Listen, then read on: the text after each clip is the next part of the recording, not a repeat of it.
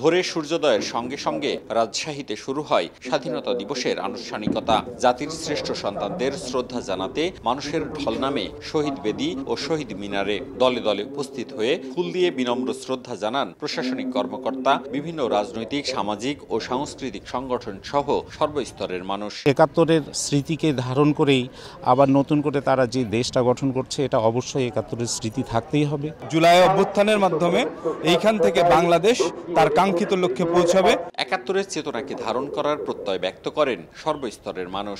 বলেন, মুক্তিযুদ্ধের চেতনায় সাম্য, ন্যায় বিচার ও মানবিক মর্যাদার এক বৈষম্যহীন বাংলাদেশ গড়ে উঠলেই কেবল স্বাধীনতার প্রকৃত স্বাদ উপভোগ করবে জাতি। স্বাধীনতা দিবসে আমার একটাই প্রত্যাশা যে নারীদের নিরাপত্তা নিশ্চিত করা হোক, আইন শৃঙ্খলা রক্ষাকারী বাহিনীকে আরো সচেতন হতে বলবো। প্রত্যেকটা মানুষের থেকে আশা করব আমার দেশকে যেভাবে সুন্দর করে গড়ে নিয়ে যেতে হয় সেভাবে ঠিক গড়ে নিয়ে যাব আমরা।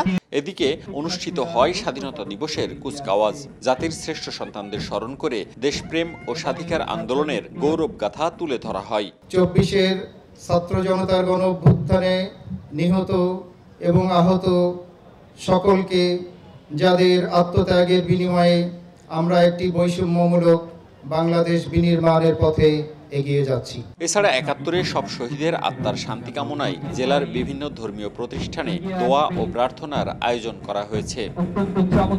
মওদুদ রানা, সময় সংবাদ, রাজশাহী।